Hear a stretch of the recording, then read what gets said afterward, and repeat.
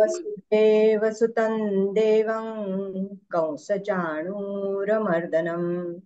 देवकी परमानन्दं कृष्णं वन्दे जगद्गुरुं कृष्णं वन्दे जगद्गुरुं। सर्वमङ्गलमाङ्गल्ये शिवे सर्वार्थसाधिके शरण्ये त्र्यम्बके गौरी नारायणी नमोस्तुते नारायणी नमोस्तुते। सद्गुरु स्तवन घेते। जयांचा जनी जन्मनामार्थ झाला, जयांनी सदा वासनामात केला, जयांच्या मुखी सर्वदा नाम कीर्ती।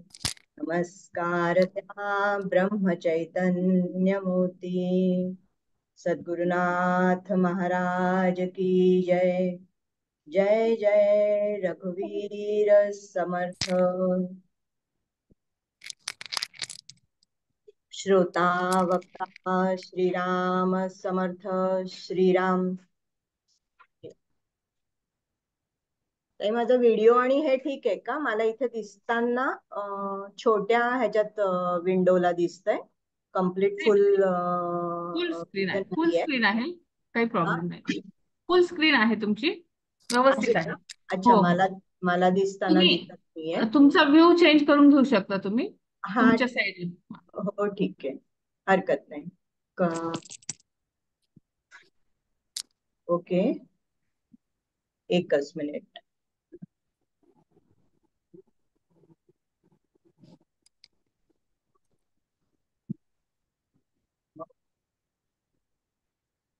नाही, चेंज नाही हे होते, हरकत नाही, आपण जसं आता आहे तसंच चालू ठेवूयात, परत बोलणं नको त्याच्यामध्ये। तुम्हाला क्लिअर आहे ना माझा आवाज आणि व्हिडिओ दोन्ही क्लिअर आहे? हो. हरकत नाही, ओके मंडळी। आज आपला विषय आहे, पण विषय घेतलाय मनापासून नामापर्यंत। जसं आता नुकतंच सुचिताताईंनी सांगितलं की मी स्वतः सायकोथेरपिस्ट आहे, त्यामुळे निश्चितच सायकोलॉजीशी संबंध आहे, म्हणजे मनाशी संबंध आहे। मग मनाशी संबंध आहे म्हटल्यानंतर म्हणून तो विषय घेतला की मनापासून, आणि आपल्याला पोचायचं कुठे आहे तर नामापर्यंत। तर मुळात आज आपण काय बघणार आहोत ह्याच्यामध्ये, की मन असतं का? खरोखरी मन अस्तित्वात आहे का? किंवा नाम अस्तित्वात आहे का? आणि कसं पोचायचं मनापासून ह्या नामापर्यंत, हे आपण आज बघणार आहोत। वेगवेगळ्या 3 प्रकारे माझ्या अल्पमतीला मला जसं सुचतंय त्याप्रमाणे मला 3 वेगवेगळे प्रकार असे वाटतात की ज्या प्रकारे ज्याच्या थ्रू आपण मनापासून नामापर्यंत जाऊ शकतो।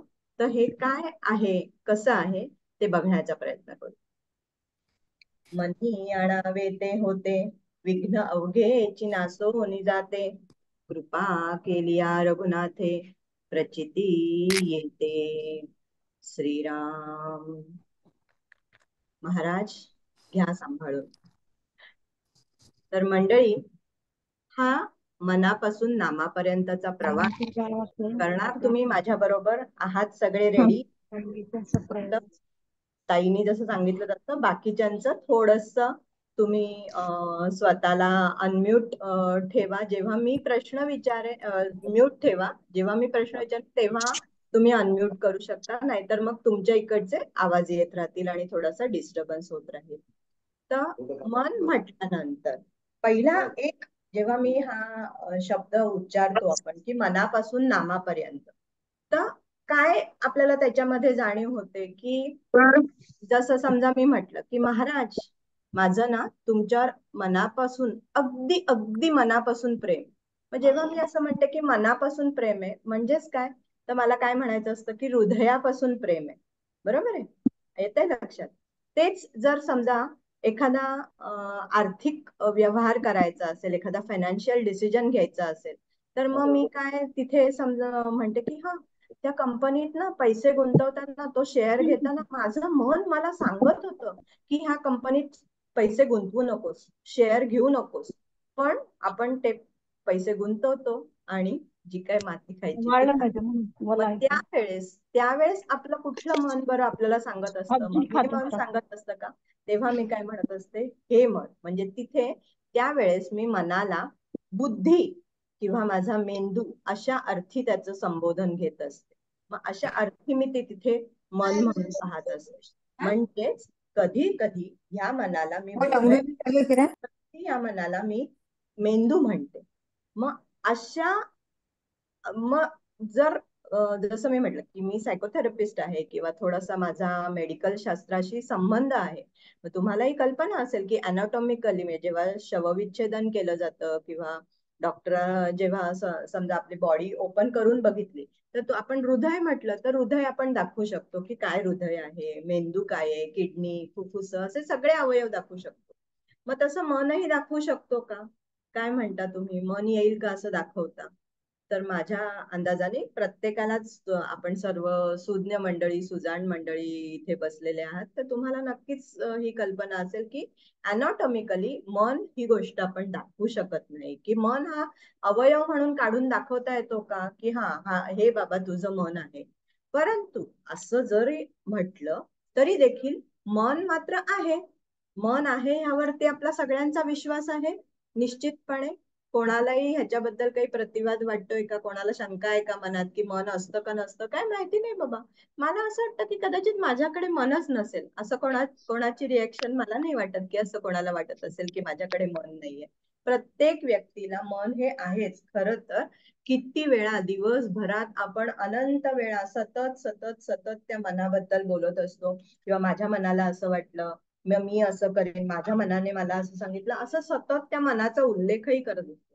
पण ते मन मात्र आपल्याला दाखवता येत नाही. याचाच अर्थ काय, की ते मन हे सूक्ष्म आहे, निराकार आहे, बरोबर, निर्गुण आहे. जेव्हाही आपण अध्यात्मात येतो पहा, सगुण, निर्गुण, सूक्ष्म, स्थूल असे अनेक शब्द हे आपल्या नेहमी कानावर पडत असतात, की अद्वैत अद्वैत.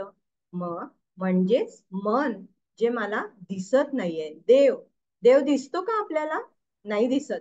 परंतु देव आहे ही आपली प्रत्येकाची भावना आहे, ती आपल्याला जाणीव होते त्याची, तो आपल्याला जाणीवेतनं समजतो. मग तसंच म्हणूनच त्या जाणीवेतनं समजण्यासाठी म्हणजेच काय, तो देवही सूक्ष्म आहे. मग देव याचाच अर्थ काय, आपण तिथे नाम असं म्हणतो ना, त्याचं नाव घेतो आपण, ते नाम घेतो, म्हणजे नामही सूक्ष्म आहे.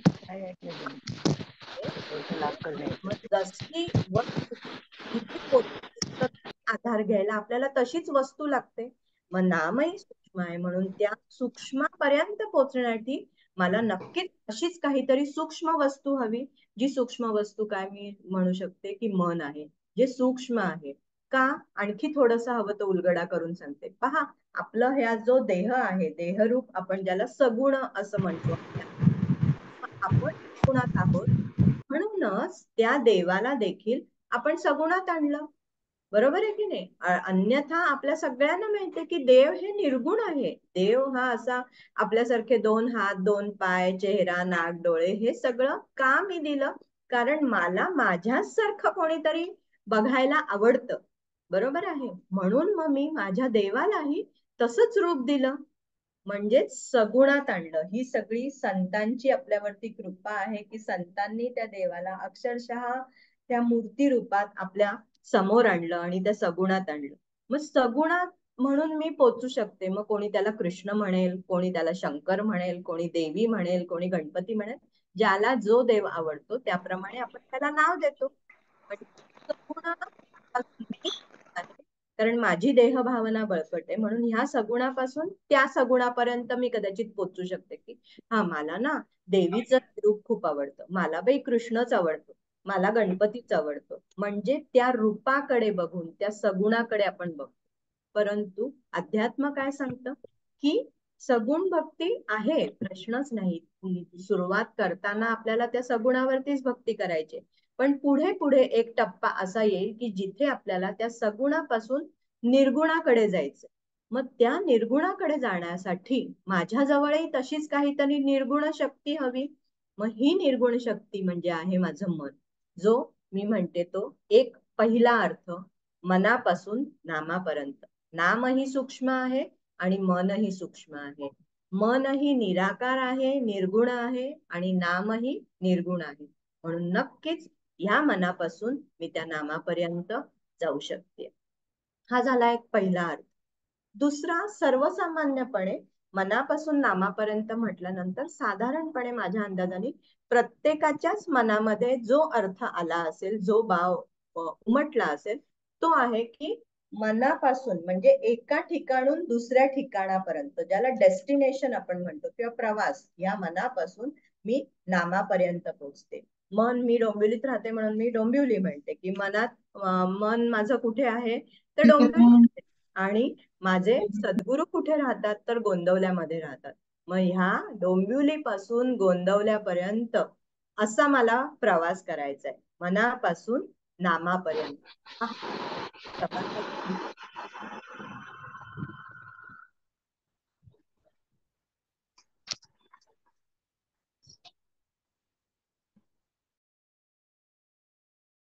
कीर्तिताई, तुम्ही अनम्यूट हा, झालात. हो, हा, मी झाले अनम्यूट. कोणीतरी म्यूट केलं मला.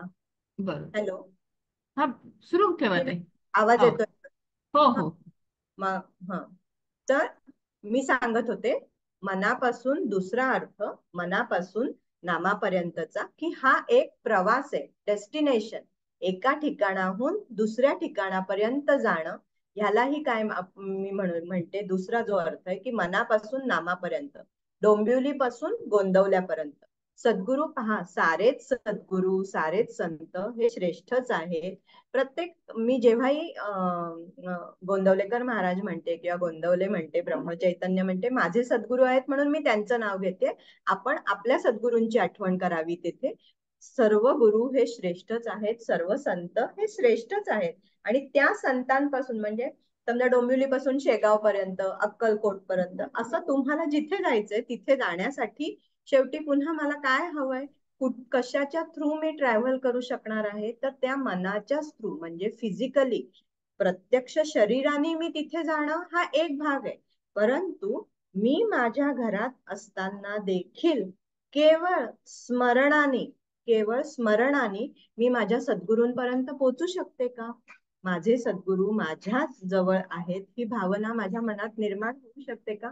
पहा, पुन्हा मी शब्द उच्चारला मनात, म्हणजे हा सगळा जो विचार आपण करतो तो एकतर हृदयात करतोय किंवा मेंदूत करतोय, किंवा त्यालाच आपण बोली भाषेत काय म्हणतो, मनात करतोय. मग हा एवढा सगळा जो काही घोळ आहे ना, की हे नक्की मन काय आहे, किंवा का नामच का म्हटलंय भगवंतांनी, सगळ्या संतांनी. पहा, आत्ताच्या ह्या कलियुगामध्ये तर हा नामाचा महिमा खूप जास्त आहे, खूप जास्त आहे. साऱ्याच संतांनी नामस्मरणाचं अतिशय महत्व सांगितलंय. केवळ संतांनीच नव्हे तर भगवंतानी देखील. भगवद्गीतेमध्ये मला कल्पना आहे, जाणीव आहे, आपण सर्वजण अतिशय जाणकार मंडळी आहात, गीतेचा अभ्यास करणारी, ज्ञानेश्वरीचा अभ्यास करणारे असे मंडळी आहात. तर मी काय सांगू त्याच्यामध्ये तुम्हाला, की यज्ञानाम जपयज्ञोस्मी, स्वतः भगवंतच म्हणतायत गीतेमध्ये. तसंच आहे. किंवा आता मनासाठी पण भगवंत म्हणतात की मनःषष्ठानी इंद्रियाणी, बरोबर. म्हणजे मला जे सांगायचंय की स्थूलापासून स्थूलाकडे प्रवास, तसाच सूक्ष्मापासून सूक्ष्माकडे प्रवास. जर भगवंत म्हणतात की हा जप यज्ञ, हे नामस्मरण, हे देखील मीच आहे आणि ते मन देखील मीच आहे, तर निश्चितच तुम्हाला पटतंय का, तुम्हाला वाटतंय का, तुम्हाला आहात का तुम्ही तयार माझ्या बरोबर हा प्रवास करण्यासाठी, मनापासून त्या नामापर्यंतचा प्रवास? हे दोन अर्थ माझ्या अंदाजाने, की जेव्हाही मी म्हटलंय तेव्हा हे दोन अर्थ आपल्या सगळ्यांना निश्चितपणेच कळलेत, की मनापासून नामापर्यंत हा काय प्रवास करायचा आहे. एकतर हृदय किंवा मेंदू अशा अर्थी, आणि एकतर डेस्टिनेशन अशा अर्थी. परंतु मला जे सांगायचंय आज, मी जे सांगण्यासाठी आपल्या इथे समोर आलेली आहे, तर तो जो अर्थ आहे तो तिसरा अर्थ काय बरं म्हणायचंय, खरोखरी महाराजांनी काय सांगितलं असेल, नामाचा हा जो महिमा महाराजांनी सांगितला, हा काय महिमा महाराजांनी सांगितलाय, काय आहे त्याचा अर्थ, खरं खरं प्रत्यक्षात काय म्हणायचंय, का आहे, काय ह्या नामाला हे एवढं महत्व आहे, थोडस बघूयात, समजण्याचा प्रयत्न करूया.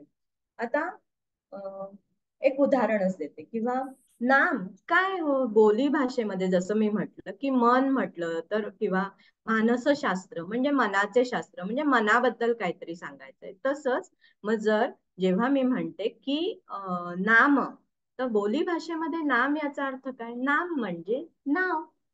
मग कोणाचं नाव?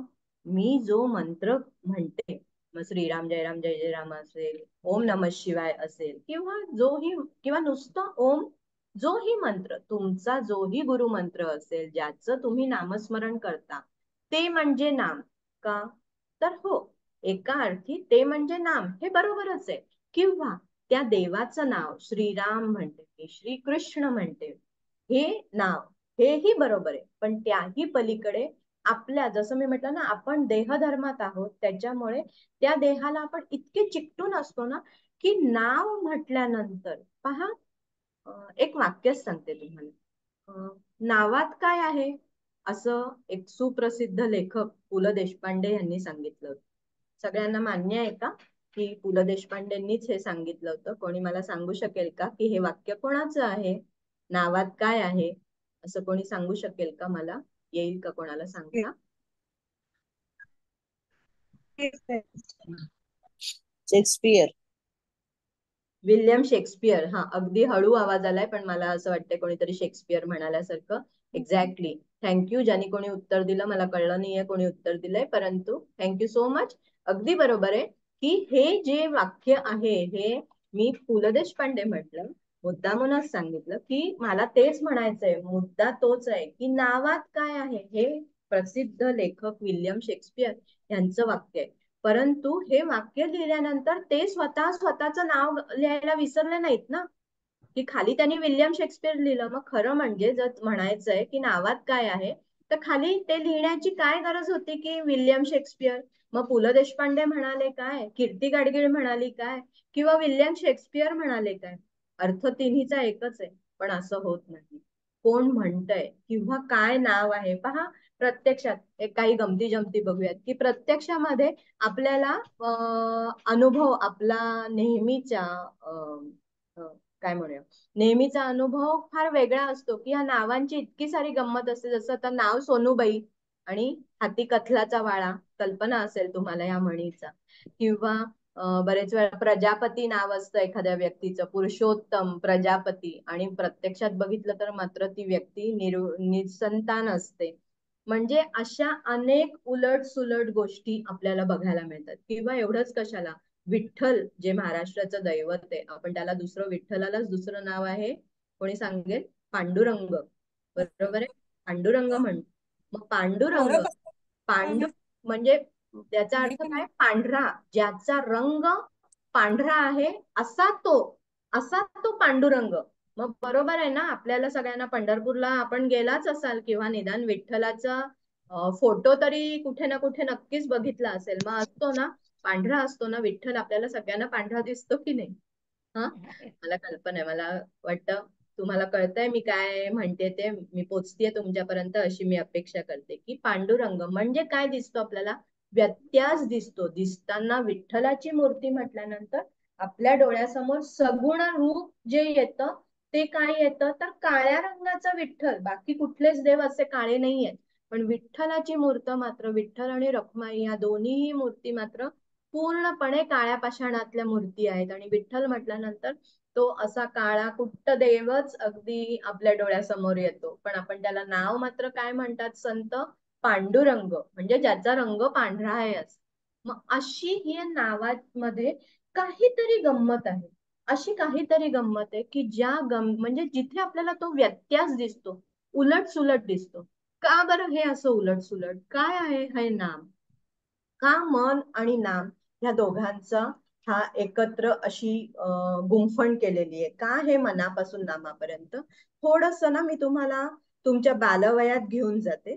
पहा, पहिली दुसरी मध्ये वगैरे आपल्याला छोटे छोटे क्वेश्चन असतात की काय म्हणूया, एका वाक्यात उत्तर द्या, किंवा गाळलेल्या जागा भरा, विरुद्ध अर्थी शब्द, अशा प्रकारचे छोटे छोटे क्वेश्चन असतात. आणि एक एक शब्दच फक्त सांगायचा असतो, एका शब्दात उत्तर द्यायचं, आणि एका शब्दात उत्तर दिलं की 1 मार्क आपल्याला लगेचच्या लगेच मिळतो.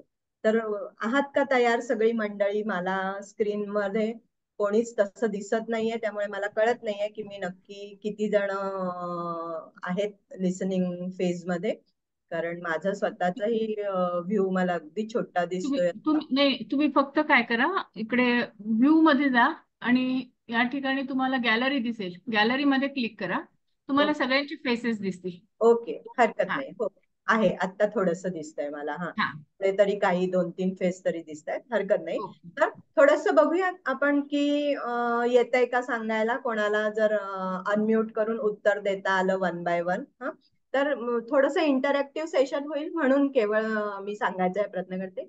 आपण थोड्याशा विरुद्धार्थी जोड्या बघूयात. विचारू तयार सगळेजण? हा, समजा मी म्हटलं की खरे, काय सांगाल? खोटे. खोटे. हा, थोडस मोठ्यांनी बोललात तर म्हणजे पोचू शकेल आवाज. हा, खोटे. येस, व्हेरी गुड, छान. हा, गरीब. श्रीमंत. श्रीमंत.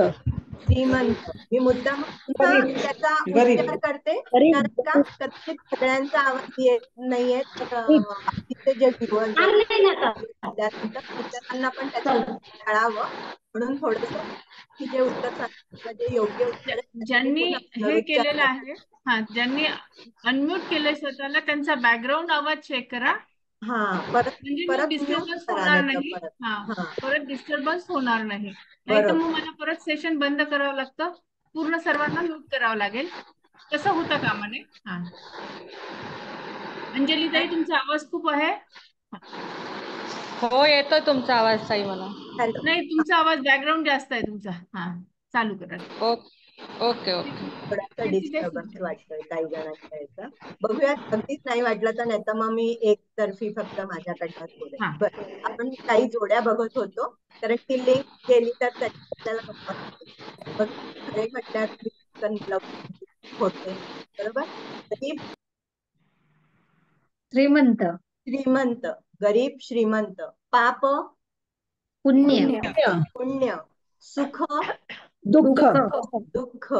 व्हेरी गुड, छान, सगळी हुशार मंडळी आहेत. हा, आनंद, दुःख. आनंद, दुःख. हा. आनंद म्हटल्यानंतर देखील आपण दुःख म्हणतोय. या या मंडळी, बाहेर या. दुसरीत ना पुन्हा आजच्या तारखेला या. हा, आपण मी मागाशी म्हटलं तसं सर्वजण जाणकार मंडळी आहात, अध्यात्मातले आहात. हा, की ज्ञानेश्वरी वाचताय, गीता वाचताय, मग आपण आनंद म्हणतो. मग आनंदाचं खरोखरीच ही जोडी आहे का? पहिलीमध्ये हे उत्तर ठीक होतं, सुख आणि दुःख आणि आनंद आणि दुःख. कारण का मी सतत त्या सुखाच्या मागे धावत असते, आणि म्हणूनच ज्या अर्थी तिथे सुख आहे आणि त्याची विरुद्ध अर्थी जोडी ही तिथे असते, याचाच अर्थ म्हणून तर जीवनामध्ये, प्रपंचामध्ये मला त्या सुखाच्या जोडीने धावून कोण येतं तर दुःख येतं. परंतु आनंदाचा अर्थ आहे का? आनंदाला मात्र विरुद्ध अर्थी शब्द नाही. देवाला आपण काय म्हणतो? आनंद म्हणतो ना. हो. काय आहे? साक्षात आनंद. आनंद स्वरूप आहे. ते स्वरूप काय आहे? परमात्मा. आनंदाचं आहे. मग आनंद, परमानंद, परमात्मा. अत्युच्च आनंद, सच्चित चित आनंद, आनंद. माहितीये ना हा शब्द? हो मग हो. का हे असं आहे? कदाचित आपण ना नेहमी हे सगळे द्वैत, अद्वैत हे सगळे शब्द आपण ऐकलेले आहेत, परंतु खऱ्या अर्थी आपल्याला कदाचित त्याचा अर्थच माहिती नसतो. ते आतपर्यंत, हृदयापर्यंत गेलेलं नसतं की का असं आहे. येतंय लक्षात का आनंदाला मी जोडी नाही असं म्हणते? कारण तो एकटा आहे. आणि जे आपण ही द्वैत आत्ता जी म्हटली ना, आपण ह्या द्वैतात वावरत असतो, म्हणून सुख येतं, कधी सुख कधी दुःख, किंवा बरेच वेळा दुःख आणि कधीतरी सुख हे आपल्या वाट्याला येतं. मग मला शोध कशाचा घ्यायचा आहे? मला कशाच्या मागे धावायचंय? तर त्या आनंदाचा शोध घ्यायचा आहे. मी जर या अध्यात्माच्या वाटेवर असेल तर निश्चितपणे मला त्या आनंदाचा शोध घ्यायचा आहे. आणि म्हणून ते जे आहे ते अद्वैत आहे, एकटाच आहे ना. ईश्वर, परमेश्वर, भगवंत जो आहे तो एकटा आहे, म्हणून त्या आनंदाला विरुद्ध अर्थी जोडी नाही. त्याच्या विरुद्ध कोणीच असू शकत नाही. आनंदाच्या फक्त स्टेप्स असू शकतात, की आनंद, अत्युच्च आनंद, परमानंद आणि सच्चित आनंद. बरोबर. तसंच आणखी एक जोडी विचारते, किंवा आणखी एक बघूया. प्रपंच, परमार्थ. हा, जरा जोरात सांगाल? कोणी सांगितलं? परमार्थ परमार्थ. सतीश देसाई. आणखी आणखी कोणी सांगतंय? सगळ्यांना हेच वाटतंय ना? प्रपंच म्हटल्यानंतर परमार्थ हाच शब्द येतोय डोक्यामध्ये. संन्यास. आ संन्यास. संन्यास. बरं, हरकत नाही, परंतु लक्षात वानप्रस्थाश्रम. वानप्रस्थाश्रम. वानप्रस्थाश्रम जेव्हाही, पण पहिला सगळ्यात पटकन मी प्रपंच विचार, त्याग. जसं जितक्या फास्ट तुम्ही सुख म्हटल्यावर दुःख म्हटलं किंवा पाप म्हटल्यावर पुण्य म्हटलं, तसं प्रपंच म्हटल्यावर सगळ्यात पहिला त्याग. धावत मनात आलेला शब्द उच्चार परमार्थ. होता तर प्रपंच होता. मग परमार्थ होता. थोडासा विचार केल्यावर कदाचित दुसरे दुसरे शब्द सुचले तुम्हाला, परंतु मंडळी एक जरासा पुन्हा विचार करा. खरोखरीच तुम्ही सांगताय ते उत्तर बरोबर आहे का? विरुद्ध परमार्थ मी विरुद्ध म्हणतीये, मग प्रपंचाच्या विरुद्ध जोडी ही परमार्थाची आहे का? मला वाटतं सारे सारे भगवंत, सारे सारे संत आपल्याला काय सांगतायत, किंवा महाराजांनी देखील काय सांगितलंय, की आपल्याला प्रपंच आणि परमार्थ ही काय जोडी आहे, एकात एक हात घालून जाणारी जोडी आहे. मग आपल्याला प्रपंचही करायचंय आणि त्याच्याच जोडीने आपल्याला परमार्थही करायचंय. मग हे दोघं विरुद्धार्थी शब्द आहेत का? ना. मग ही का मी जोडी म्हटलं? कारण पहा, परत हवं तर पहिली दुसरीत जाऊयात. आपण अशा जोड्या लावा हेही लहान असताना शिकलेलो आहोत, किंवा जोड शब्द असंही शिकले. संयम. बरोबर आहे ना? जोड्या लावा आवडता होता की नाही विषय आपला? आवडायचं की नाही हे असं जोड्या लावा. काही आणखी जोड्या बघूयात आपण. समजा मी म्हटलं ताट, पाटी. वाटी, पाटी, पेन्सिल. पेन्सिल, किंवा पाटीला आणखी काही अजून पुस्तक काही तुम्ही म्हणू शकता. नवरा, बायको. बायको. बरोबर. पटापट ह्या काय आहेत? जोड्या आहेत. मग तसंच ही जशी नवरा आणि बायको ही जोडी आहे, किंवा समजा म्हटलं गुरु शिष्य. शिष्य, गुरु शिष्य, नवरा बायको, ताट वाटी, पाटी पेन्सिल, ह्या सगळ्या जशा जोड्या आहेत, तसंच काय आहे? प्रपंच आणि परमार्थ ही जोडी आहे. हे जोडीने एका बरोबर एक जाणारे अशा गोष्टी आहेत. ह्या एकमेकाच्या विरुद्ध नव्हे, एकमेकाच्या उलट्या प्रवास करणाऱ्या नव्हे, तर एकमेकाच्या बरोबर जाणारे, जोडीनी जाणारे. प्रपंचही आपल्याला करायचा आहे आणि त्याच जोडीने आपल्याला परमार्थही साधायचा आहे. पण मग तुम्ही मला म्हणाल की मग पण आमच्या मनात तर आलं ना, प्रपंच म्हटल्यानंतर पटदिशी शब्द काय आला? परमार्थच आला. म्हणजे आपल्याला प्रपंचाच्या उलटा वाटतो नेहमी परमार्थ, की तो विरुद्ध शब्द आहे असा गोंधळ आपला नेहमी होत असतो. त्याला कारण गोंधळ म्हणजे तुमचा उगीचच गोंधळ होतो असंही मला म्हणायचं नाहीये. मला तुम्हाला कन्फ्युज नाही करायचंय की हा गोंधळ, या गोंधळात पुन्हा मी म्हणेन द्वैत आहे ना हे, ह्या द्वैतात आपण सतत वावरत असतो, की आपल्याला असंच वाटतं की मग मला अच्छा परमार्थात जायचंय का, म्हणजे मग मला आता प्रपंचातली मजा वगैरे काहीच करता येणार नाही. मग असं एकदम नेमस्त राहायचं, सगळं शिस्तशीर आणि करायचंय, म्हणजे ते करायचं नाहीये असं मला म्हणायचं नाहीये, परंतु म्हणजे प्रपंचातलं सगळं सोडूनच द्यायला हवं का? किंवा मगाशी विचार केल्यानंतर काही जणांनी शब्द आले की संन्यास, वानप्रस्थ, हे कठोर आहे. संन्यास नक्कीच कठोर आहे, वानप्रस्थ नक्कीच कठोर आहे. पण कुठच्याही संतांनी, जितकं काही माझी अल्पमती आहे, माझं जेवढं काही वाचन आहे त्यानुसार मला असं नाही वाटत की कुठच्याही संतांनी आपल्याला प्रपंच सोडून द्या, प्रपंचाचा त्याग करा आणि तुम्ही परमार्थी जीवनामध्ये जा असं सांगितलंय. आहेत कोणी असे माहितीतले संत? मला नाही वाटत असे कोणीच संत ते. स्वतः संत सुद्धा जेव्हा स्वतःचा प्रपंच उत्तम चालवत होते किंवा प्रपंचात राहूनच त्यांनी हरिभक्ती केलेली आहे. ज्ञानेश्वर असतील, तुकोबा असतील, सगळेजण. प्रपंच म्हणजे लग्नच झालेलं हवं त्यालाच प्रपंच म्हणतात असं नाही. आपण जे रोजचं जीवन जगतोय हा देखील एक त्या प्रपंचाचाच भाग आहे, हे नीट समजून घ्या. मग तरी देखील हे मला उलट का बरं वाटतं? काय कारण हे असं उलट वाटण्याचं? कारण लक्षात घ्या की ही पूर्ण सृष्टी, ज्याला आपण माया म्हणतो किंवा प्रकृती म्हणतो, ही प्रकृतीच पूर्ण उफराटी, ह्याला काय म्हणतात, उफराटी ही वृत्ती आहे. हे उलटच चालतं सगळीकडे. जसं आता मी एक पांडुरंग तुम्हाला उदाहरण दिलं, की अशा कितीतरी गोष्टी तुम्ही जर बारकाईने ऑब्झर्व केलं तर तुमच्या लक्षात येईल की ह्या अशा अनेक गोष्टी आहेत की ज्या आपल्याला त्याच्यामध्ये विरोधाभास जाणवतो किंवा उलट जाणवतं. आता अगदीच पुराणातलंच जर उदाहरण द्यायचं, जे अगदी तुमच्या सगळ्यांच्या माहितीतलं उदाहरण आहे, पहा, उफराट्या नामे तरला वाल्या कोळी. वाल्या कोळ्याच्या गोष्टीमध्ये मी जात नाही, गोष्ट सगळ्यांनाच माहितीये कारण आपला खूप वेळ जाईल मग त्या गोष्टीमध्ये. काय केलं, वाल्या हा मुळात कोळी होता, दरोडेखोर होता, बरोबर आहे. मग तो दरोडेखोर असल्यामुळे त्याला शब्द काय माहिती होता, मरा, मारा, हेच शब्द त्याला माहिती होते. मग देवर्षी नारदांनी त्याला सांगितलं तेव्हा तो म्हणाला राम. त्याला कुठला राम माहिती असायला, राम हा शब्दच त्याच्या डिक्शनरीमध्ये नव्हता आपल्या भाषेमध्ये सांगायचं तर. मग तो म्हणाला मला फक्त मराच येतं. म्हणाले हरकत नाही, तू मरा मरा म्हणत राहा, मरा मरा मरा. आपणही मनामध्ये म्हणून बघा, म्हणजे तुमचं तुम्हालाच मनात म्हणा. सगळ्यांनी एकदम म्हटलं तर इथे आपल्याकडे डिस्टर्बन्स आहे. मरा मरा मरा मरा मरा मरा मरा म, बरोबर आहे ना. यालाच म्हणतात उफराट्या नामे तरला वाल्या कोळी. मग याच वाल्या कोळ्याचा वाल्मिकी ऋषी, महर्षी वाल्मिकी झाले. नाव उलट जरी घेतलं, मरा मरा म्हटलं तरी त्याचा अर्थ तो रामच झाला आणि साक्षात भगवंतापर्यंत पोहोचला. हे उदाहरण आहे. मग तसंच त्याच चालीवरती मी तुम्हाला विनंती करते की म्हणा, मना मना मना मना मना मना मना मना. म्हणा बरं सगळ्यांनी मनामध्ये. या मनाला करा बरं उलट, वाचा उलट. म्हणा मना मना मना मना.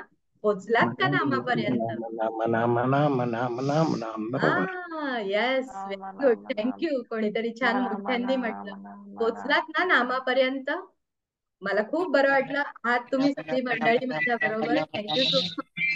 म्हणजे मला कळतं की या मनाची आणि नामाची का जोडी घातलेली आहे आणि हे उलट करायचंय. म्हणजे मग माझ्या मनाला मला उलट करायचंय का, असाच अर्थ आपल्याला वाटतो की नाही. ऐकताना आपल्याला नेहमी असं वाटतं. आणि जेव्हा जेव्हा हे मी उलट म्हणते किंवा व्यत्यास म्हणते, विरोधाभास म्हणते, विरुद्धार्थी शब्द म्हणते, द्वैत म्हणते, द्वंद्व म्हणते. द्वंद्व म्हटलं की फायटिंग. संस्कृत मध्ये द्वंद्व याचा अर्थ काय, भांडण है ना. म्हणजे जेव्हाही हा येतो ना, पहा आपल्या कदाचित सायकोलॉजी मध्ये सब्जेक्ट असल्यामुळे ते सायकोलॉजीतली उदाहरणं येत असेल की सायकोलॉजीमध्ये मानसशास्त्राने हे प्रूव्ह केले, जिथेही आपण म्हणतो ना एखादी क्रिया उलट किंवा अमुक एखादी गोष्ट करू नको, जेव्हा निगेटिव्ह आपण एखादं वाक्य सांगतो एखाद्या व्यक्तीला, तर आपल्या मनाची जडणघडणच अशा रीतीने झालेली असते की आपल्याला ना आतूनच एक स्फूर्ती येते, एक स्फुरण येतं आणि असं वाटतं की नाही नाही, मला तर ना ही गोष्ट करूनच बघायचं. म्हणजे अगदी आता बरेचसे मला तरी निदान जे की वयस्क मंडळी ह्या ग्रुपवरती असणार आहेत, तर त्यांच्यासाठी म्हणून एक उदाहरण देतं की घरातली जी कोणी तरुण मंडळी असतील किंवा लहान मुलं वगैरे असतील, तर त्या लोकांना जेव्हा तुम्ही सांगता ना एखादी गोष्ट, अरे ते करू नकोस हा, त्याला हात लावू नकोस हा, असं सांगितलं की पहा बरं काय अनुभव असतो आपला. की ते छोटं मूल, तुमचं छोटं नात असेल, नातू असेल, तुम्ही त्या गोष्टीला हात लावू नको म्हटलं रे म्हटलं की बरोबर ते जाणार आणि ती गोष्ट आधी ती उघडून बघणार किंवा त्याला हात, तुमची पाठ वळली की पहिली गोष्ट काय करणार की त्या वस्तूला हात लावून बघणार की ते काय आहे. म्हणजे आपल्या मनातच, मनाची प्रवृत्तीच नेहमी अशी असते की एखादी गोष्ट आपल्याला कर म्हटलं तर आपण ती चटकन करत नाही, आपलं मन त्याला मानत नाही. किंवा एखादी गोष्ट करू नको म्हटलं तर त्याच्या विरुद्ध गोष्ट कर म्हटल्यावर आपण करत नाही, म्हणजे विरुद्ध आहे हे आपल्याला पटकन समजत नाही. पण करू नको म्हटलं की कर आपण करतो, म्हणजे नक्की ती गोष्ट करतो. म्हणून उलट हा जो मी म्हणते ना विरोधाभास, मन नाम, मग हे मला उलट जायचंय. मग काय आहे उलट जायचंय, म्हणजे काय करायचंय, का बरं हा विरोधाभास. एक छोटीशी कथाच सांगते, बघूया ह्या कथेतनं आपल्याला काही बोध मिळतोय का. कथा मला असं वाटतं सगळ्यांना आवडेल ऐकायला. कथा आपल्यासारखाच गीतेचा, ज्ञानेश्वरीचा आणि असा अभ्यास करणारा एक अतिशय भक्त, परमभक्त होता सुमेधा नावाचा. आणि तो अर्थातच परमभक्त असल्यामुळे काय झालं, तो साक्षात गोलोकापर्यंत जाऊन पोचला. मृत्यूनंतर डायरेक्ट त्याची गच्छंती कुठे तर वैकुंठाला गेला, गोलोकापाशी गेला. गोलोकात जेव्हा तो गेला त्या गोलोकाच्या द्वारातून, तेव्हा जेव्हा त्याने आतमध्ये एंट्री घेतली, हा हा हा इतकं सुंदर वातावरण, अतिशय नयनरम्य असं तिथलं वातावरण आपण अद्भुत म्हणतो, अद्भुत आणि दिव्य अशा प्रकारचं तिथे वातावरण होतं. हा अतिशय सुंदर असे ढग होते, निळं निळं आकाश आणि सुंदर सुंदर अशी झाडं की जी आजपर्यंत पृथ्वी तलावरती आपण कधी अशा प्रकारची झाडं बघितलेलेच नाहीयेत. अशा बागा होत्या सुंदर, तिथे फुलं होती विविध, त्यांचा सुरेख असा सुगंध पूर्ण त्या वातावरणात पसरलेला होता. असं अतिशय भव्य दिव्य सुखद असं वातावरण, साक्षात बरोबर आहे गोलोक आहे जिथे साक्षात भगवंताची वस्ती आहे, तर निश्चित असं वातावरण तर असणारच की नाही तिथे. तिथे हा सुमेधा पोचला आणि तो हळूहळू इकडे तिकडे बघत बघत की कसं आहे काय आहे असं बघत बघत चालू होता, जात होता रस्त्याने. तर जाता त्याला अनेक माणसं गोप गोपिका दिसत होते, छान मस्त सगळेजण असे आनंदात होते, एकदम आनंदी असं वातावरण होतं तिथे. काही तेवढ्यात त्याला एक समोरून गवतात ना एक साप जाताना दिसला. तर साप बघितल्यावर तो थोडासा घाबरला, बापरे साप आहे म्हटलं, जरा असं 2 पावलं मागे आला. तेवढ्यात तिकडून आणखी एक मुंगूसही आलं. आता ह्याला वाटलं हे मुंगूस नक्कीच सापाला पकडणार, परंतु बघतो तर काय गंमत अशी झाली की तो साप पुढे पुढे धावे आणि मुंगूस त्याच्या मागे नवे नवे. मुंगूस जात होत आणि साप त्याच्या मागे जात होता. त्याला काही कळायच ना, हे असं कसं काय बरं. पृथ्वीवरचा आपला अनुभव काय आहे की मुंगूस खातं सापाला किंवा मुंगूस जातं सापाच्या मागे, परंतु तिथे तो काय बघत होता की मुंगूस पुढे धावतोय आणि साप त्याच्या मागे मागे जातोय. मग जवळच काही मंडळी होती, त्याने त्यांना विचारलं काय हो हे असं कसं काय. तर ते हसायलाच लागले, म्हणे अहो ते लपंडाव खेळतायत. त्याला काही कळलंच नाही, लपंडाव असेल बाबा, म्हणून तो आणखी पुढे गेला. पुढे पुढे पुढे चालत राहिला, पुढे गेला. तर तेवढ्यात त्याला दुरूनच त्याच्या लक्षात आलं की समोरच काही अंतरावरती एक सिंहीण आणि तिचे 2-3 छावे असं सगळं, ती पिल्ल त्याला छावा म्हणतात ना सिंहाच्या ह्याला, तर ते छावे असे बसलेले आहेत. तर हे बघितल्यावर तो एका झाडाखाली पटकन लपला की बापरे आता हा सिंह आहे, तर आता कसं काय पुढे जायचं. त्याला जरा चिंताच पडली, काय करावं म्हणून तो बघायला लागला. थोड्याच वेळात बघतो तर काय एक सुंदरशी हरणी आणि तिच्या बरोबर तिची 2-3 पाडसं असे उड्या मारत मारत मारत आले. आणि थोड्याच वेळात ते सिंहाचे छावे आणि ती पाडसं एकत्र खेळायला लागली. ह्याला काय कळेच ना हे काय चाललंय काय इथे. एकतर एवढं अद्भुत सगळं वातावरण, इतका मंद सुवास सगळीकडे पसरलाय, इतकं थंडगार हवा, सुरेख निसर्ग सौंदर्य, आणि जे काय बघतोय या सगळ्या गोष्टी त्याला असं वाटते की हे काहीतरी वेगळंच आहे. पृथ्वी तलावरती जी गोष्ट मी आजवर बघितलेली नाहीये असं काहीतरी मला आज इथे सगळं बघायला मिळतंय. पण हे बघितल्यावर त्याच्या एवढं मात्र नक्की लक्षात आलं की ज्या अर्थी हे खेळतायत त्या अर्थी हा सिंह कदाचित मला काही करणार नाही. मग त्याला थोडस जरा बरं वाटलं, धाडस वाटलं, आणि मग तो त्या झाडाच्या पासून बाहेर आला, बुंध्यापासून बाहेर आला आणि पुढे पुढे जायला लागला. आणि जात होता त्याला काही कळत नव्हतं. आणि त्याने कोणालाही विचारलं, सगळीकडे सगळे लोक मात्र अगदी आनंदी आणि हसतमुख दिसत होते, पण त्याला उत्तर मात्र कोणी देत नव्हतं. कोणालाही त्याने विचारलं ना की ती लोक हसायचे त्याला की हे काय चाललंय हो, असं म्हटलं की ते हसायचे. म्हणे आता जाऊ देत मी जातो. तेवढ्यात त्याला दुरून असं काहीतरी आरशासारखं चमकताना दिसलं, म्हणून आणि आवाजही यायला लागला कसला तरी. म्हणून त्याला असं वाटलं की इथे जवळच कुठेतरी पाणी असणार बहुतेक, आवाजावरनं त्याने ओळखलं पाण्याचा आवाज वाटतं. म्हणून तो त्या दिशेने चालायला सुरुवात केली. पाहतो तो काय खरोखरच एक अतिशय सुंदर असं सरोवर, एक सुंदर तळ तिथे होतं. आणि त्या तळ्यामध्ये अतिशय सुंदर अशी गुलाबी जांभळी अशी कमळं उमललेली होती. आणि अत्यंत मुग्ध करणारं मंत्रमोहक असं वातावरण होतं. आणि त्या तळ्याच्या जवळ, त्या सरोवराच्या जवळ एक छोटीशी अशी टेकडी, डोंगर खूप उंच असतो आपण टेकडी म्हणूया, असा एक उंचवटा होता, टेकडी होती छोटीशी. आणि जेव्हा तो सुमेधा तिथे जवळ गेला, त्या सरोवराच्या जवळ गेला, कारण त्याला तहान लागली होती, पाणी प्यायचं होतं, तर म्हणून तिथे जवळ गेला. तर बघतो तर काय आश्चर्य, तिथे त्या सरोवरातलं पाणी खालून वरती त्या टेकडीकडे जात होतं. पहा बरं मी काय सांगते. हा, पाण्याची धार कशी होती तर टेकडी खाली सरोवराकडून टेकडीकडे जात होती. आपला अनुभव काय आहे? खरं म्हणजे पाण्याची धार जी आहे, जी धारा आपण म्हणतो, ही धारा कशी असते? धारा ही नेहमी वरून खालच्या दिशेने म्हणजे टेकडीवरून पाणी खाली येतं सरोवरामध्ये. परंतु इथे मात्र त्याला काय अनुभव येत होता की इथे मात्र पाणी सरोवरातून म्हणजे खालच्या लेव्हलवरून वरच्या लेव्हलला जात. त्याला काही कळेच ना. परत तिथेही काही त्याला गोपिका दिसत होत्या. त्याने विचारलं त्या गोपींना की हे काय, हे असं काय चाललंय? पाणी असं कसं वाहत आहे? अशी कशी ही धारा वाहते? त्या हसायलाच लागल्या त्याला. आणि त्याला तो इतका हिरमुसला मनामध्ये की हे काय इथे चाललंय हे त्याला काही कळेच ना. तो म्हणाला आता मी कुठे थांबणारच नाहीये. मी आता सरळ जाऊन भगवंतांची भेट घेणार आहे. ज्याच्यासाठी मी इथे आलोय तो माझा पर्पज सर्व व्हायला पाहिजे. म्हणून तो थेट तिथून निघाला आणि साक्षात भगवंतांपर्यंत पोहोचला. पाहतो तो काय अतिशय सुंदर असं वातावरण मी आधीच सांगितलं. आणि त्या एका सुंदर उद्यानामध्ये एक छानसा असा फुलांनी सजवलेला झुला सोडलेला होता. आणि त्या झुल्यावरती साक्षात भगवान श्रीकृष्ण आणि राधा असे दोघेही झुल्यावरती असे छान मंद मंद झोके घेत बसले होते. आणि मधुर असं बासरी वादन चालू होतं श्रीकृष्णाचं. अतिशय मनमोहक रम्य असं दृश्य होतं.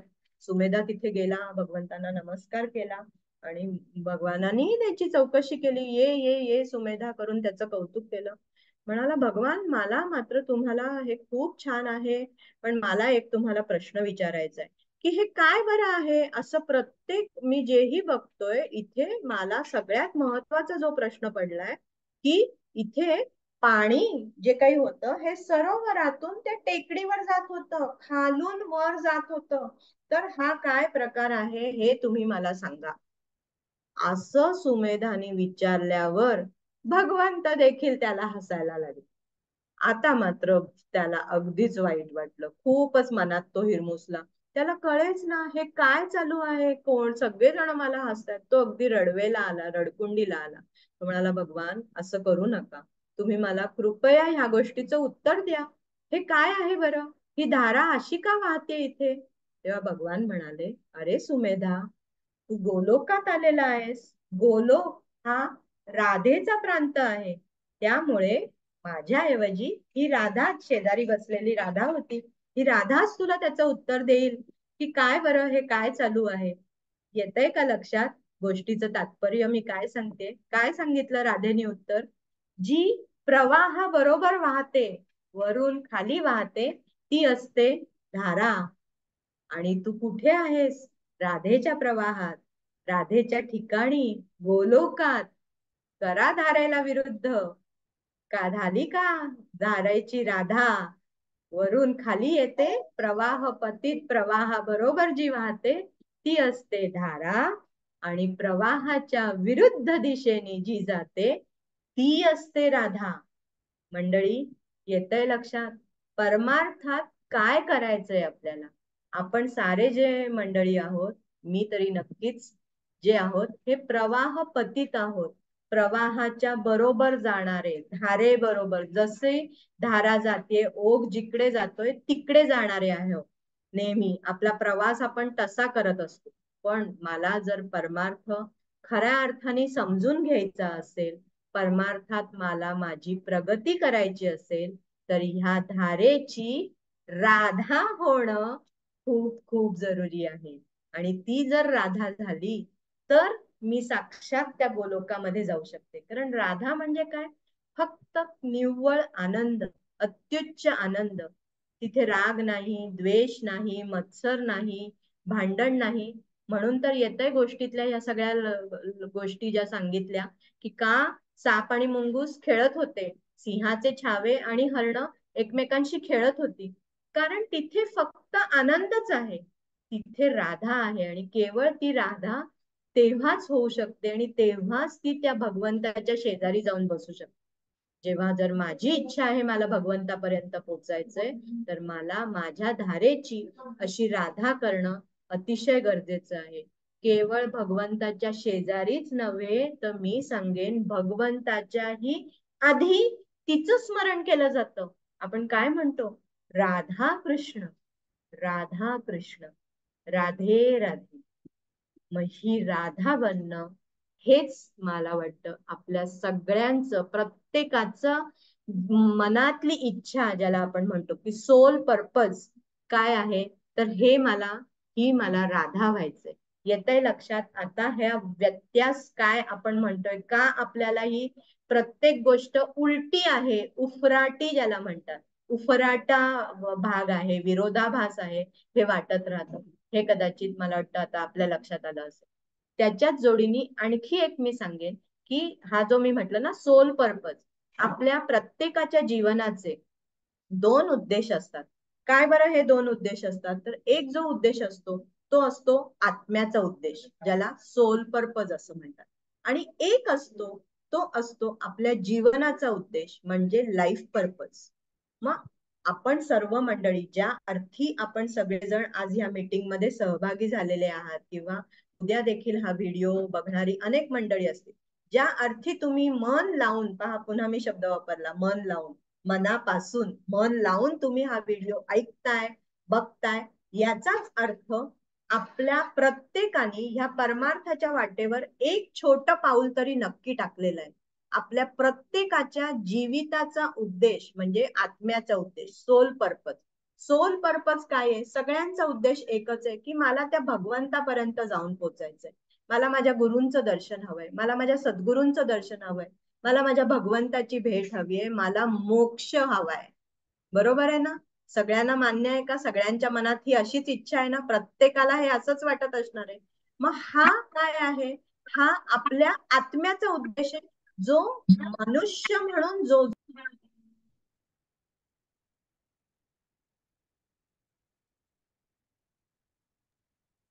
हॅलो, पुन्हा म्यूट झाले. हा, येतंय ऐकायला? हो हा. हो. तर प्रत्येकाचा मनुष्य म्हणून जन्माला आलेल्या प्रत्येकाचा सोल पर्पज, आत्म्याचा उद्देश काय आहे? तर मोक्ष प्राप्ती. कारण ह्या भगवंताच्या भेटीची जाणीव, अध्यात्माची जाणीव किंवा मोक्षाची जाणीव ही केवळ आणि केवळ फक्त मनुष्य जन्मामध्येच आहे.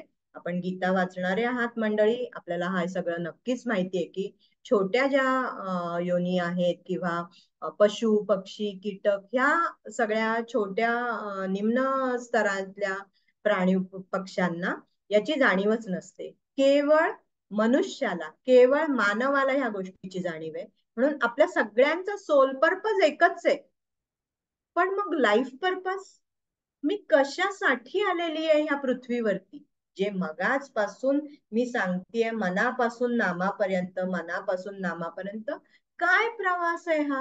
काय प्रवास करायचा आहे? हो, थोडस आम्हाला कळतंय आता कुठेतरी की हो काहीतरी हे असं उफराट करायचं आहे, की त्या धारेची राधा व्हायला हवी आहे. बरोबर आहे, पण मग त्याची नक्की किल्ली काय आहे?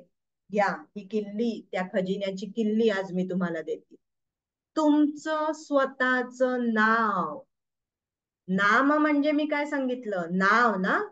मग आपल्या प्रत्येकाला ह्या पृथ्वी तलावर ज्या दिवशी आपण इथे आलो, बरोबर, अवतरलो असंच म्हणूया, कारण आपणही भगवंताचेच अंश आहोत ना. म्हणजे त्याला आपण म्हणतो आपण जन्म झाला. पण ज्या दिवशी जन्म झाला त्यानंतर काय झालं? 12व्या दिवशी आपल्या आई वडिलांनी अगदी थाटामाटात आपलं बारसं केलेलं असतं आणि त्या नूतन बालकाचं नामकरण केलेलं असतं. अगदी छान शोधून अतिशय अर्थपूर्ण असं काहीतरी आपल्याला आपल्या आई वडिलांनी नाव दिलेलं असतं. मग हे माझं स्वतःचं नाव, नाम, नाव, हे माझं नाव, हीच माझ्या आयुष्याची किल्ली आहे त्या भगवंतापर्यंत पोहोचण्याची. येतंय का मंडळी लक्षात? का हे नाम, का ह्या नामाचा महिमा? सर्व संतांनी हा जो नामाचा महिमा सांगितला ना, भगवंताचं नाम हे आहेच, पण अहो तो भगवंत कोणी वेगळा नाहीये, आपणही, मी त्याचंच रूप आहे ना. मग माझं हे नाव, ह्या देहाला जे नाव आहे ते नाव पहा, आपण इतकं घट्ट धरलेलं असतं. असं कधी झालंय का की आपण आपलं नाव कधी विसरलोय? होतं का असं कधी? अगदी झोपेतनं उठून जरी तुम्हाला कोणी विचारलं की सांगा बरं ताई तुमचं नाव काय आहे, सांगा काकू तुमचं नाव काय आहे, असं सांगा. हा, असं होतं का? आपण त प असं काहीतरी उत्तर, थांबा जरा आठवून सांगते माझं नाव काय आहे, असं करतो का? नाही. अगदी पाठमोर जरी कोणी आपल्याला पाठीवर हात हे करून विचारलं की ताई काय हो तुमचं नाव काय आहे, किंवा अगदी दुसरं उदाहरण देते, अज्ञात एखाद्या व्यक्तीशी जेव्हा आपल्याला ओळख करायची असते, सगळ्यात पहिला प्रश्न आपण त्या व्यक्तीला काय विचारतो? तुमचं नाव काय आहे. बरोबर आहे ना? हा, माझ्या मते पुरुष असे चटकन कोणाला जाऊन कोणाशी बोलतात किंवा काय मला कल्पना नाही, पण स्त्रियांच्या बाबतीत तरी मी नक्की सांगू शकते की जेव्हा एखाद्या अज्ञात व्यक्तीशी आपल्याला ओळख करायची असते, तेव्हा सगळ्यात पहिले आपण काय त्या व्यक्तीला विचारतो? तुमचं नाव काय. किंवा त्या व्यक्तीचं आपण काय लक्षात ठेवतो जेव्हा ती व्यक्ती आपल्याला आवडते किंवा आपल्याला वाटतं की हा, या व्यक्तीशी मला ओळख वाढवायची, तर त्या व्यक्तीचं नाव आपण नेहमी लक्षात ठेवतो. मग हे माझं नाव, हीच माझी किल्ली आहे भगवंतापर्यंत पोचण्याची. म्हणून मनापासून नामापर्यंत माझं नाव, सगुणातला माझा देह आणि सगुणातलं माझं नाव आणि निर्गुणातलं माझं मन, तेच माझं निर्गुण मन मला माझ्या नामापर्यंत पोहोचणार आहे. कारण माझं नाव इतर सगळे वापरतात, पण माझं नाव म्हणजे काय? ते नाव म्हणजे मी आहे असं मी म्हणते, इतर म्हणतात म्हणून, पण ते नाव मला दिसतं का? नाव मला दिसत तर नाही, मी फक्त त्याचा वापर करते, मला जाणवतं, पण ते मला दिसत नाही. येतंय लक्षात? अशीच खरं म्हणजे ना या दोन किल्ले आहेत. अशीच एक दुसरी किल्ली आहे, जाता जाता एक हिंट देते की अशीच दुसरी एक किल्ली आहे. या दोन किल्ल्या, एक किल्ली आहे जे तुमचं स्वतःचं नाव, या पृथ्वी तलावरती वावरायसाठी मला काय करायचंय. मग ह्या तुमच्या नावाचा अर्थ नीट समजून घ्या.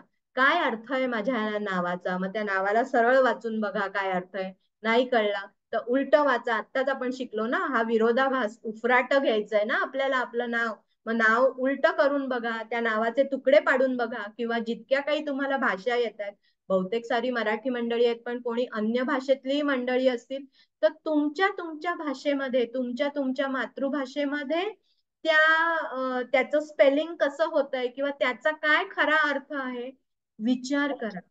हा विचार जर तुम्ही केलात, त्याप्रमाणे मला वागायचंय, त्याप्रमाणे माझं वर्तन जर घडलं, तर मी भगवंतापर्यंत पोहोचू शकते.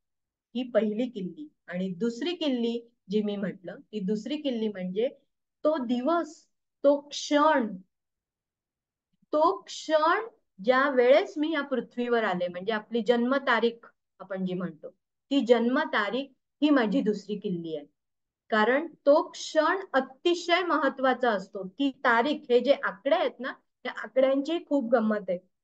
सुचिताताई, मला माहिती नाही की मी किती लोकांपर्यंत पोचतेय किंवा किती मंडळींना हे सगळं आवडतंय, पण जर खरंच आवडलं आणि पुन्हा जर का तुम्ही संधी दिलीत, तर खरोखरी हे आकडे इतके सुंदर आहेत आणि इतक्या गमती जमती आहेत. आणि या अध्यात्मामध्ये या नंबर्सचं तर खूप महत्व आहे, खूप सारं महत्व आहे. इतकं बोलायला आहे त्याच्यावर, 1 2 3, म्हणजे आता 3 तर आकडा अगदी फेमस आपल्याला शंकराचं त्रिशूळ, बेलपत्र वगैरे, ही अगदी साधी पटकन कळावं म्हणून उदाहरणं देते, पण खूप अगदी ह्या शून्यापासून 10 पर्यंत काय अजूनही पुढे, म्हणजे अख्खा चातुर्मास बोलता येईल इतकं मटेरियल ह्या आकड्यांमध्ये. आणि हे आकडे, हेच स्नेहाताई बाबरांनी मेसेज पाठवलाय. खूप छान सांगत आहात ताई. Thank you so much Sneha for giving the response. कारण असं हे पडद्याच्या समोर बोलणं आणि बाकी सगळे म्यूट असणं म्हणजे खरोखरी शिक्षा असते, की जेव्हा लाईव्ह बोलत असतो तेव्हा लोकांचे चेहरे दिसत असतात, त्यांचे एक्सप्रेशन कळत असतात, पण इथे मात्र आपण लोकांपर्यंत पोहोचतोय की नाही हे नाही समजत. पण खूप छान, थँक्यू मेसेज केल्याबद्दल. तर हे, ही दुसरी जी मी किल्ली म्हणते, की ही किल्ली काय आहे, की हा देखील म्हणजे आपली जन्मतारीख, ह्या जन्मतारखेवरून अनेक साऱ्या गोष्टींचा आपल्याला आयुष्यात उलगडा होतो. मग त्यासाठी मला पत्रिका बघायला पाहिजे का, मला टॅरो यायला हवंय का, किंवा दुसरं अंकशास्त्र न्यूमरोलॉजीचा अभ्यास हवाय का? असं काही फार मोठं असण्याची गरज नाही. आपण जो अभ्यास करतोय, आपण जे गीता, ज्ञानेश्वरी, दासबोध वगैरे असे जे हे उत्तम ग्रंथ, उत्तम म्हणते बरं का मी, हे जे उत्तम ग्रंथांचं वाचन करतोय, हा अभ्यास आपण असाच चालू ठेवायचा आहे. पण त्यातला सूक्ष्मार्थ, त्यातला गुढार्थ काय आहे, तो गुढार्थ आपण बघणं खूप जरुरी आहे. आणि ह्या दोन्ही किल्ल्यांची जर आपल्याला उकल झाली तर पहा तुमची परमार्थामध्ये किती छान प्रगती होईल. हे जे आयुष्य आपल्याला भगवंतानी दिलंय त्या आयुष्याचं खरोखरी काय म्हणूया, अतिशय हे उत्तम आयुष्य सार्थकी लावायचं असेल तर ते सार्थकी लावण्यासाठी ह्या दोन किल्ल्यांचा वापर, आणि म्हणून तो शब्द आहे की मनापासून त्या नामापर्यंत पोहोचायचंय. नाम म्हणजे भगवंताचं नाम आहेच, पण खरं म्हणजे महाराजांना त्याच्यात काय म्हणायचंय तर ते नाम म्हणजे की त्या नावापर्यंत तुला तुझ्यापर्यंत पोचायचंय. उफराटी म्हणजे काय, मलाच माझ्या आतमध्ये जायचंय. जी दृष्टी आपली बाहेर असते सतत ती मला माझ्या आतमध्ये वळवायची. पहा, उफराटा शब्दासाठी आणखी काही उदाहरणं देते. हवं तर थोडस तुम्ही स्वतःला अनम्यूट करून ही पण एक गंमत बघूया, म्हणजे तुम्हाला अजून ठसेल मी जे काय म्हणते ते तुम्हाला अजून कल्पना आहे. आपण जी काही हे परमार्थामध्ये जी काही साधना करतो आपण त्याला काय म्हणतो, उपासना. मी देवाची उपासना करते. ऐकला असेल ना हा सगळ्यांनी शब्द, की आम्ही आमच्या सद्गुरूंनी ही जी उपासना सांगितली ती उपासना आम्ही नेहमी करतो. हा काही नवीन शब्द नाहीये उपासना, बरोबर आहे ना. हा, मग आता हा उपासना, आणि तेच काय होतं, ज्यांची ही अशी वृत्ती नसते, घरातली मंडळी, आजूबाजूची मंडळी, हा, मग ते काय म्हणतात, काय बाबा ही सारखंच ती माळ घेऊन बसते आणि काय भजनच काय म्हणते आणि सारखं मंदिरातच काय जाते आणि काय करत असते, उपासना करते, असं ते लोक आपल्याला चिडवतात. कधी कधी आपलं मन खट्टू होतं त्याच्यानी, वाटतं आपल्याला असं वाईट की मग मी करते ते बरोबर की नाही. लगेच प्रचिती घ्या याची. पहा बरं शब्द मी काय सारखं सांगते, हा उलटा प्रवास आहे, उफराटा प्रवास आहे. करून बघूयात उफराटा प्रवास. उपासना शब्द काय आहे, उपासना. करा बरं उलटा हा शब्द, ना स पा उ, ना स पा उ, ना स पा उ, ना श पा उ, ना श पा उ, ना श पा उ. कळतंय का उपासना करणं आवश्यक आहे? कळतंय का? नाहीतर पहा बरं काय होणार आहे. असेल तयारी तर मग ते चॉईस तुमचा आहे, तुम्ही ठरवायचंय. किंवा आपण काय म्हणतो, देवाची आपण काय करतो, आराधना करतो.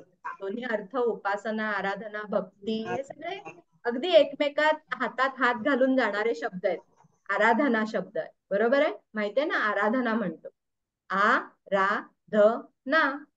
करा बरं, आराधना. करा उलट, नादरा रा आ, ना ध रा आ, ना धरा आ, ना धरा आ, ना धरा आ. कोण हा आ म्हणजे कोण, आ म्हणजे आत्मा. मी स्वतःला इतकं घट्ट धरून ठेवलेलं असतं, कसं पोहोचणार तिथपर्यंत, मला माझ्या सद्गुरूंपर्यंत जायचंय. तर माझी ही देह भावना जोवर सुटत नाही तोवरती मी त्या परमात्म्यापर्यंत जाऊच शकत नाही. म्हणून तर आराधना. काय करायचंय मला, आराधना करायचंय म्हणजे ना धरा आ, या आला धरायचं नाहीये, मला त्याला धरायचंय. येतंय का लक्षात मंडळी, काय हा उफराटा प्रवास आहे तो? कळतंय? तुम्ही सर्वजण ज्ञानेश्वरी वाचणारे आहात म्हणून सांगते.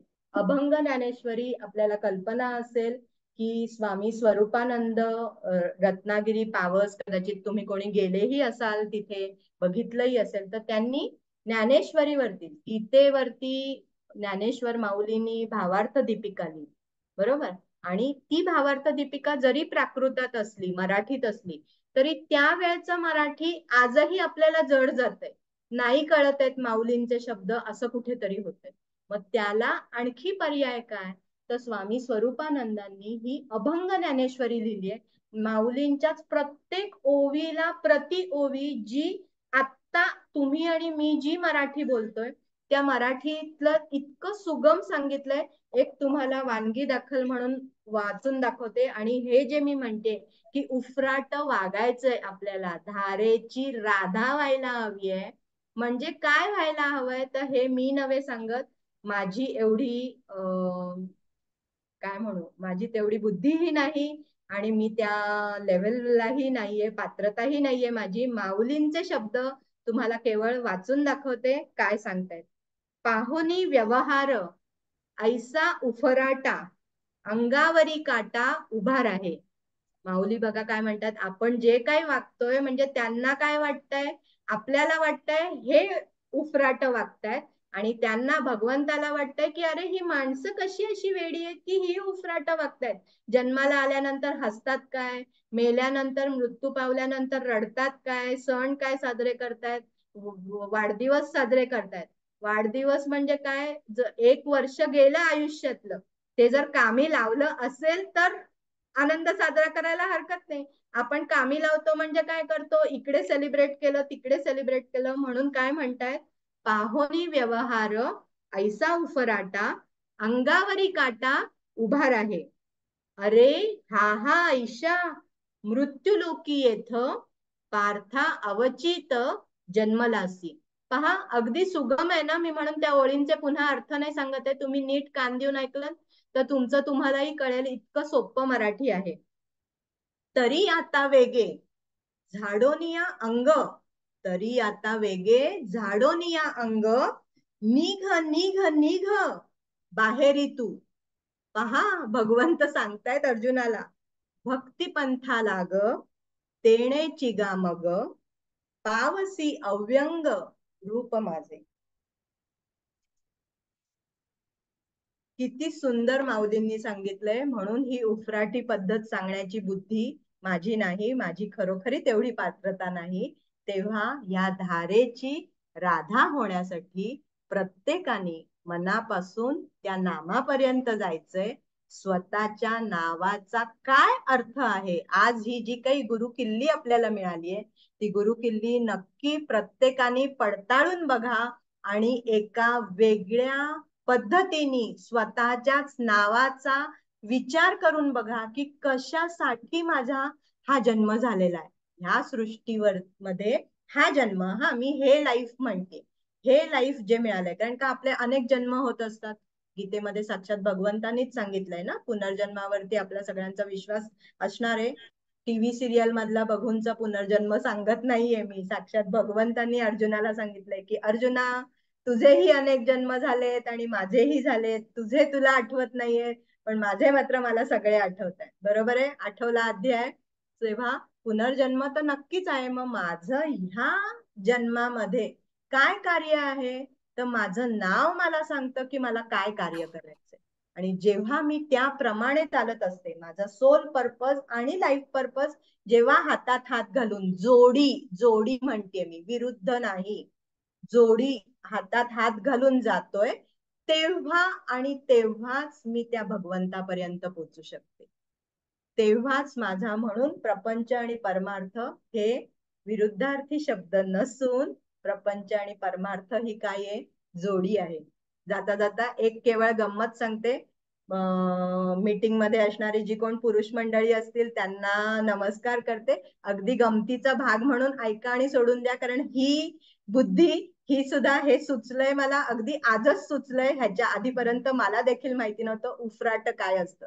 आम्हा स्त्रियांना ना, आणि स्पेशली जेव्हा तरुण असतो, नुकतं नुकतं लग्न झालेलं असतं आणि मग कोणतरी चार मैत्रिणी एकत्र भेटतात, तेव्हा ना मग स्वतःच्या नवऱ्याबद्दल सांगण्याचं खूप, हा मग माझा नवरा असा, माझा नवरा तसा, मग माझ्या नवऱ्याचं असं, ह्यांना ना असं आवडतं, सारखं नवरा नवरा नवरा चालू असतं.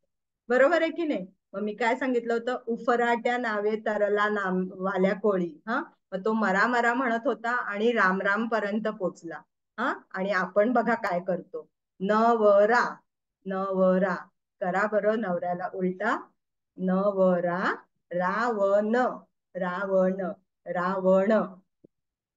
कोणाचा जप करताय मंडळी, स्त्रियांनो जाग्या व्हा. पुरुषांनो माफी मागते, अगदी गंमत म्हणून हा किस्सा लक्षात ठेवा, फक्त कळावं म्हणून ही गंमत केली. तर असं उफराट नाव आपल्याला घ्यायचं आहे, आपल्या नावाचा अर्थ समजून घ्यायचा आहे आणि भगवंतापर्यंत पोहोचण्याचा प्रयत्न करायचा आहे, जेणेकरून माझा सोल पर्पज आणि लाईफ पर्पज हातात हात घालून चालतील, दोघही एकमेकाला पूरक होतील.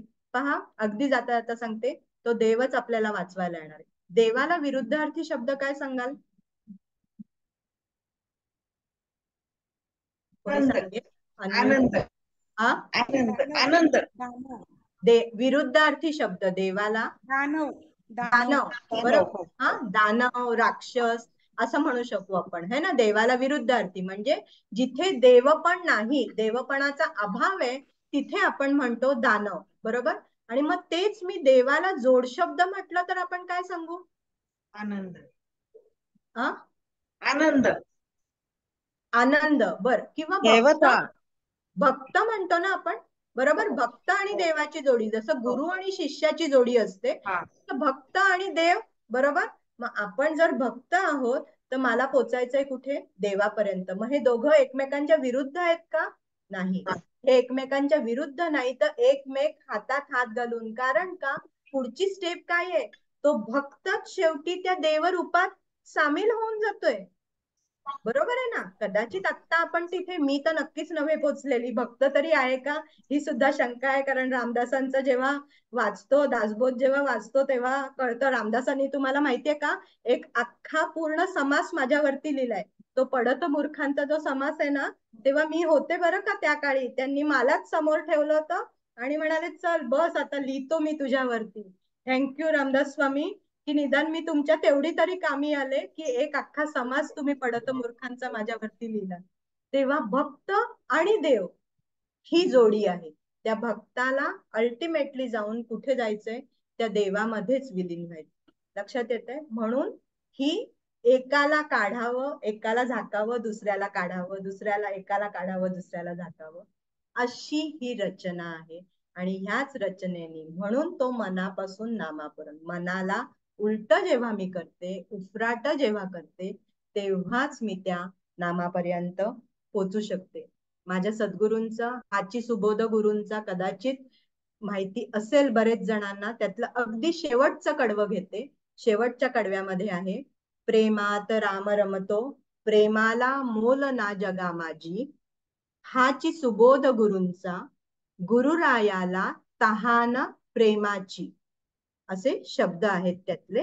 तर आत्ताच आपण शिकलो की हे जे प्रेम आहे, जे आनंद आहे गोलोकात, काय आहे? केवळ आनंद आहे, बरोबर. मग हे प्रेम आणि नाम ही जुळी भावंड आहेत. मग ह्या प्रेमाला नामाच्या शब्दाने रिप्लेस करा. बघा काय होतं? नामात राम रमतो, नामाला मोल ना जगा माझी, हाची सुबोध गुरूंचा, गुरुरायाला तहान नामाची. येतंय का लक्षात? गुरुरायाला तहान कशाची आहे ती लागलेली? प्रत्येक सद्गुरूंना हीच तर तहान लागली आहे आणि ती भागवायचं काम आपल्याला करायचंय. आणि आत्ताच मी सांगितलं तसं नामाला काय करायचंय? मनाने उलट करा, तो रिप्लेस करा शब्द. मनात राम रमतो, मनाला मोल ना जगा माझी, हाची सुबोध गुरूंचा, गुरुरायाला तहान नामाची. सद्गुरुनाथ महाराज की जय. जय जय रघुवीर समर्थ. एवढं बोलते आणि माझ्या वाणीला विश्राम देते. पण श्रीराम. कीर्तिताई, एक सांगायचंय, दुसरा सेशन लगेच घ्या. हा? दुसरं सेशन लगेचच घ्या. जे जन्म तारखेबद्दल बोललात ना, बर. त्याचं खूपच छान झालेलं आहे. हा प्रयत्न नक्की करू नामाचा, पण दुसरं सेशन लवकर घ्या. मी नीलप्रभा वजे बोलते, बदलापूर. बर, थँक्यू सो मच. म्हणजे आमच्या सगळ्यांचीच इच्छा आहे की तुम्ही दुसरं सेशन लवकर लवकर घ्या, म्हणजे पहिल्या सेशनचा पण विसर नाही पडणार आणि ते पण अंगी रोळायला मदत होईल.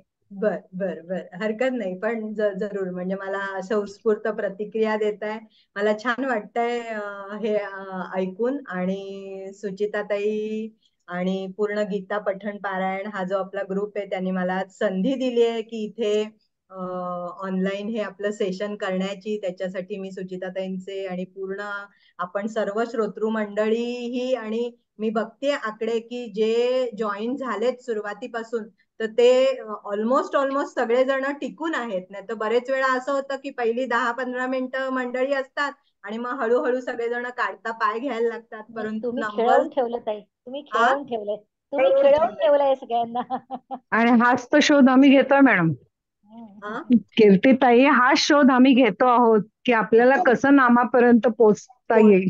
हा मग ती किल्ली म्हणून तर सांगते ना, असंच झालंय की कोणीच आपल्याला ती किल्ली सांगतच नाहीत. सगळेजण आपल्याला कुठेतरी दुसरीकडेच भरकटवतात. ठीक ती किल्ली माझी माझ्याजवळ, तुझे तुझं आहे तुझं पाशी, परी तू जागा चुकलासी, असं झालंय आपलं. आपल्या नावातच आहे आपली किल्ली.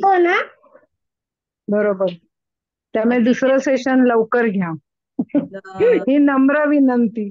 ही म्हणजे मला आवडेल, नक्कीच आवडेल. सुचिताताईंनी मनावर घेतलं आणि मला सांगितलं की मी मला ते ऍक्च्युली कोणी बोलूच देत नाहीये म्हणून मी शांत बसलीये. अच्छा अच्छा मी नाही, अतिशय असं नाही, येऊ देत म्हणलं सगळ्यांच्या लोकांचे प्रतिक्रिया आधी रिस्पॉन्स. ऐकाव्यात आणि मग मी कीर्तीताईशी बोलते, म्हणून मग थांबले मुद्दामून.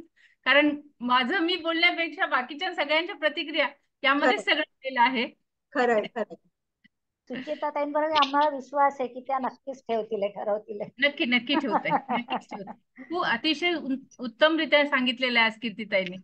सगळ्यांचे जे चेहरे आहेत जर बघायचे असतील तर थोडासा व्हिडिओ प्रत्येकाने सुरू करा, म्हणजे मग प्रत्येकाला दाखवते की व्हिडिओ कसे एखादा चेहरे मला कसे छान वाटतं एक दिसत आहेत.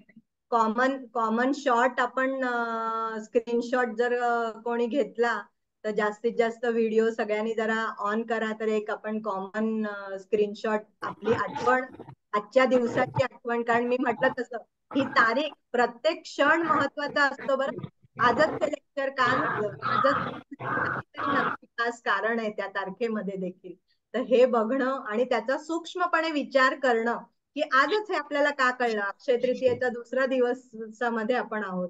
तर खूप खूप ह्या अशा गमती जमती असतात, फक्त त्याला तो सूक्ष्म विचार करता येणं जरुरी आहे. तो जर केला तर तुम्हाला नक्की. सर्वांनी व्हिडिओ ऑन ठेवा, छान दिसतात हा, आहेत, पूर्णपणे काही एखादा रेकॉर्डिंग होत आहेत. स्क्रीनशॉट घेतला तर सगळ्यांनी जरा फक्त असं एका जागी शांत राहा. काही काही मंडळी मला ज्याला मूड जमेल त्यांनी होताना दिसत आहेत. स्क्रीनशॉट घ्या वाटल्यास. हा, ज्याला जमेल त्यांनी सगळ्यांचा स्क्रीनशॉट छान घ्या. एकत्र येईल, आठवण राहील आपल्याला. आपल्या मोठ्या ग्रुपवर पाठवा, ज्यांनी कोणी स्क्रीनशॉट घेतील त्या मंडळींनी. सुंदर ताई, अगदी सुंदर सेशन झालंय. तुमचे खूप खूप आभार. खरं सांगायचं तर कीर्तीताई, खूप सुंदर अगदी. Thank you, thank you so much. कीर्तीताई, आणि सगळ्यांचे चेहरे आवाज ना उजळलेले दिसतायत ना, खूप ते छान तुमच्या येतोय. सांगण्यामुळे. हा? फोटोमध्ये जे कॅमेऱ्यात दिसतायत ना, सगळ्यांचे चेहरे उजळलेले, ते हा. तुम्ही इतकं छान निरूपण केलेलं आहे, त्याचा प्रतिसाद आहे हा. आणि आपल्याच नामाचं आपण परीक्षण करायचं आहे, समीक्षण करायचं आहे. हो, विचार, नवीन विचार आपल्याला करायला मिळतोय. त्याच्यामुळे ही वेगळी गोष्ट कळली आज. आई वडिलांनी नक्की ठेवलेलं नाम नक्की पण जरूर आपण ते करा सूक्ष्मपणे, आणि त्याच्यात माझी काही मदत लागली तरी जरूर विचारा. मला हेल्प करायला आवडेल, मदत करायला आवडेल. कारण कधी कधी असं नक्की होतं की नक्की आपल्यालाच आपल्या नावाचं उलगडं नाही होत की हे नक्की काय मला याच्यातनं करायचं. मी म्हटलं असं, त्याला मोडा तोडा, इंग्लिश मध्ये कन्वर्ट करा, संस्कृत मध्ये करा, उलट सुलट जसाही अर्थ, पण तो अर्थापासून मी त्या परमार्थापर्यंत, भगवंतापर्यंत पोहोचले पाहिजे. नक्की तुमच्या नावामध्ये ते लपलेलं आहे. मग असं सगळ्या सगळ्या मला स्त्रियाच दिसतायत. चला, आनंद आहे, म्हणजे चांगलीच गोष्ट आहे. पण आपली सगळी दादा मंडळी काय निद्रिस्त आहेत की काय आज? म्हणजे दुपारची ताई, ताई, एक दुपारची शंका ड्युटीची विचारू वेळ. का? ताई, दादा एक पण शंका आहे. विचारू का? हा, बोला बोला ताई. हा, मी म्हणजे आपण आता स्त्रियांचा सारखा विषय काढतोय म्हणून म्हटलं स्त्रियांना पूर्वीच्या काळी, आता तर एकच नाव असतं, जे जन्म नाव असतं तेच मुली चालू ठेवतात. पूर्वीच्या काळी ज्या म्हणजे आमच्यासारख्या वयस्कर आहेत त्यांना 2 नावं मिळतात. तर हो, एक आहे जन्म नाव आणि दुसरं आहे आपल्या लग्नानंतरचं नाव. तर बरं. दोन्ही नावांचा एकमेकांशी काही संबंध असेल का, त्याचा पण काही विचार करता येईल का? अगदी अगदी अगदी खूप छान. मला अपेक्षित प्रश्न आला, म्हणजे खरंच मनापासून तुम्ही सगळ्यांनी ऐकलंय मी काय सांगत होते. अगदी अपेक्षित आहे. आणि आपल्याकडे महाराष्ट्रात तर ही नक्कीच पद्धत आहे की लग्नाआधी एक नाव, म्हणजे आताच्या मुली नाही बदलत वगैरे सोडून द्या, पण मी पण, म्हणजे माझंही लग्नानंतरचं नाव बदललेलं आणि असं होतं. म्हणजे इच्छा की आहे ह्या प्रघात आहे की मग लग्नानंतर पूर्णच नाव बदलतं. म्हणजे आडनाव तर बदलतच, पण नाव देखील बदलतं. तर ह्या, पण तरी सुद्धा लक्षात घ्या बघा, ह्यातलीच गंमत सांगते. सुचिता ताई, चालेल का अजून एक 2-5 मिनिटं हो बोललं तर? हो चालेल ताई, चालेल, काही प्रॉब्लेम. गंमत सांगते की पहा, जर तुमचं ना लग्न झाल्यानंतर नाव बदललं असेल तर पहिले थोडे दिवस ना आपल्याला त्या नावाने म्हणजे नव्या नावाने कोणी हाक मारल्यानंतर ना बावचळल्यासारखं होतं. लक्षातच येत नाही की अरे मला हाक मारतायत का, आणि मग थोड्या वेळाने की अच्छा ओ माझं नाव आहे, मग असं आपण मागे वळून बघतो किंवा रिस्पॉन्ड करतो. थोडे दिवस म्हणजे ही अगदी जरा भूतकाळात, कारण मला दिसत आहेत अशा काही 60-70ची मंडळी, त्यांनी जरा आठवून बघा की अगदी तुमचं लग्न झाल्याचे पहिले दिवस, पहिले 8-15 दिवस ना, किंवा नाव विचारल्यानंतर पटकन आपल्या तोंडात आपलं जे माहेरचं जे नाव आहे, जुनं नाव, तेच नाव येतं. ह्या नवीन नावाची सवय व्हायला, रुळायला आपल्याला वेळ लागतो. काय ह्या नामाचं महत्व, हेच तर त्या नामाचं महत्व आहे की इतकं आपण घट्ट धरलेलं असतं त्या नामाला. ते थोडीशी ती मूठ अशी सैल करून ना ते मोकळं सोडायला हवंय आणि त्याचा अर्थ समजून घ्यायला हवाय काय आहे. दोन म्हटलं मी पुन्हा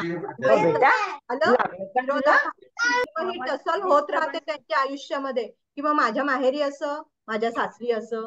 असं बघा, तुम्हीच तुमचं आयुष्य आठवून बघा की असं खूप सारा द्वंद्व आपलं सतत चालू असतं मनामध्ये.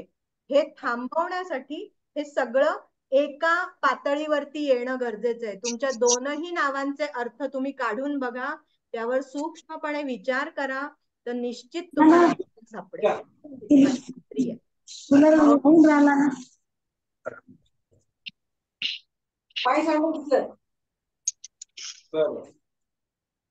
ठीक आहे, कीर्तिताई तुम्ही तुमचा नंबर द्याल का? हो जरूर जरूर. ग्रुपवर टाकाल का ह्या? सायकोथेरपिस्ट आहे मी, टॅरो कार्ड रिडिंगही करते. माझं स्वतःचं सोहम काउन्सिलिंग सेंटर म्हणून मी सेंटर चालवते. माझे युट्यूब व्हिडिओही आहेत. ज्यांना कोणाला, ज्या मंडळींना युट्यूब जर बघता येत असेल तर युट्यूबला कीर्ती गाडगीळ म्हणून तुम्ही जरी सर्च दिलात ना तरी तुम्हाला माझे व्हिडिओज बघायला मिळतील. म्हणजे आता अजून पितृपक्ष लांब आहे, पण एक उत्सुकता तुम्ही दाखवताय म्हणून सांगते. म्हणजे कदाचित टॅरोचे व्हिडिओही तुम्हाला आवडतील बघायला, नाही असं नाही, परंतु पितृपक्षावरती म्हणजे हा अत्यंत वेगळा विषय आहे आणि पितृपक्षाबद्दल इतके समज म्हणण्यापेक्षा गैरसमजच जास्त आहेत आपल्या लोकांमध्ये. तर पितृपक्षाचा काय खरा अर्थ आहे, काय करायला हवा, आणि त्याच्यामुळे मी पुन्हा तेच सांगते, आपला उद्देश काय आहे, आपल्याला भगवंतापर्यंत जायचंय, बरोबर. मग त्यासाठी हा पितृपक्षही मला कसा फायदा करून देणार आहे माझ्या आयुष्यामध्ये, ह्याबद्दल दररोजचा एक करून असे 17 दिवस मी 2000 मला वाटतं 21 साली, मला आता साल नाही नीट आठवते, पण 2-3 वर्ष झाली अशी पूर्ण सिरीज केली होती. ती माझी पहिली सिरीज होती युट्यूब वरची. म्हणजे तेव्हा वन टेक गो मध्ये मी हे करत होते की मला तेव्हा एडिटिंग वगैरे काही येत नव्हतं. जसं आता आपलं चालू आहे तसं मी फक्त बोलतेय की मला त्याच्यामध्ये जसं झालं तसं फक्त प्रेस केलं बटन एंटर आणि तो युट्यूब वरती अपलोड झाला व्हिडिओ. म्हणजे मला त्याच्यात तेव्हा काही येत नव्हतं. त्यानंतर मी शिकले आणि मग माझं टॅरोचे वगैरे व्हिडिओज मी नंतर केले. परंतु पितृपक्षाचं तर जरूर मी सांगेन की पितृपक्ष गणपती झाल्यानंतर जेव्हा येईल ना तर तेव्हा आपण मी सांगेन की ते जरूर ऐका आणि त्याप्रमाणे फॉलो करा. अतिशय अमेझिंग रिझल्ट लोकांना त्याचे मिळालेले आहेत. युट्यूब वरती कीर्ती गाडगीळ म्हणून सर्च दिलं ना, किंवा कीर्ती गाडगीळ टॅरो, कीर्ती गाडगीळ डोंबिवली असं काहीतरी सर्च देऊन बघा. तुम्हाला एक जरी व्हिडिओ मिळाला तरी मग पुढची लिंक तुम्हाला काढता येतील, पुढचे व्हिडिओ मिळतील. नंबर सांगू का माझा?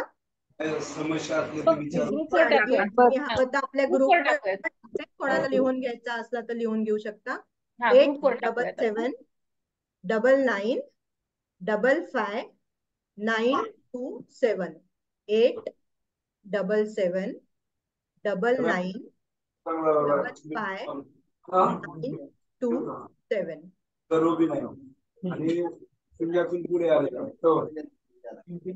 सुचिताताई, येस, सुचिताताईंनी लिहूनच पाठवलाय सगळ्यांसाठी.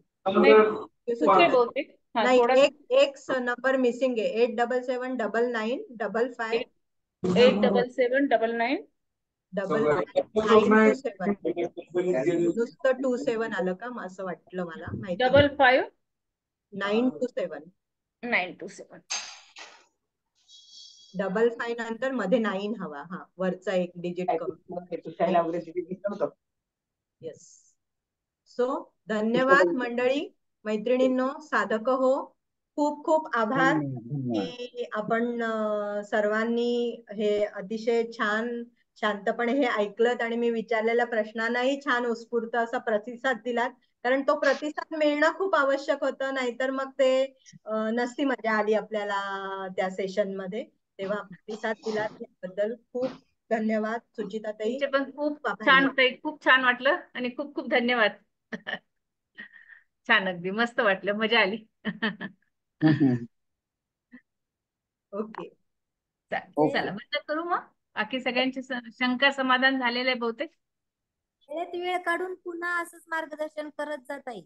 नक्कीच नक्कीच ताई. आता परत एकदा ताईंचं आपण सेशन ठेवूयात. जन्मतारखेच्या ह्याच्यावर. थँक्यू. हा, काय जन्मतारखेच्या ह्याच्यावर जन्मतारखेवरती करू ना, बोलू नक्की. क्युरियोसिटी जास्ती वाढली. म्हटलं तसं की प्रत्येक त्या एक एक आकड्यावरती एक सेशन होऊ शकतं, इतके ते आकडे महत्वाचे आहेत. म्हणजे जन्मतारखेवर तर बोलूच, पण प्रत्येक आकडा 0, 1, 2 त्या प्रत्येक आकड्याला अध्यात्मामध्ये इतकं महत्व आहे की ते जर तुम्ही ऐकलत ना, तर तुम्हीही इतरांना, असं आहे ना की जन्मतारखेवर जर मी बोलले तर ते फक्त तुमचं वैयक्तिक होईल, पण आपल्या घरातली जी इतर मंडळी आहेत, तुम्हाला जर त्या आकड्यांबद्दलची खरोखरी माहिती समजली तर तुम्ही स्वतः देखील इतरांना पण मदत करू शकता ना, तुमच्या घरातल्या व्यक्तींना, इतर व्यक्तींना, तुमच्या आजूबाजूचे नातेवाईक, मित्रमंडळी, सगळ्यांनाच त्याचा फायदा होऊ शकतो. त्यामुळे ठीक आहे, जन्मतारखेवर तुमची इच्छा असेल तर आपण जन्मतारखेवर बोलू, पण मग त्याच्यात काय होईल, एक 2-5 उदाहरणं मी घेऊ शकते, बाकी सगळ्यांना तर समजणार नाही ना. पण ते आपण नंबर्स वरती बोललो, एक आकडा घेऊन जर त्याच्यावरती बोललो, तर तो आकडा ज्याला ज्याला मॅच करतोय त्या सगळ्याला. आणि मी म्हटलं अध्यात्मात तर खूप खूप महत्व आहे. हे शून्य, ह्या शून्यापासून त्या शून्यापर्यंत हा प्रवासच आहे ना. ह्या शून्यापासून त्या महाशून्यात जायचंय आपल्याला. मग ते काय आहे, ही 2 शून्यांमध्ये काय डिफरन्स आहे, तो आधी कळायला तर हवा. शून्य म्हणजे काय हे तर पहिले समजायला हवं. करू नक्की करू, मला आवडेल जरूर. पुन्हा संधी मिळाली तर मला नक्की बोलायला आवडेल. धन्यवाद. जय श्री कृष्ण. जय श्री कृष्ण. जय श्री कृष्ण. जय श्री कृष्ण.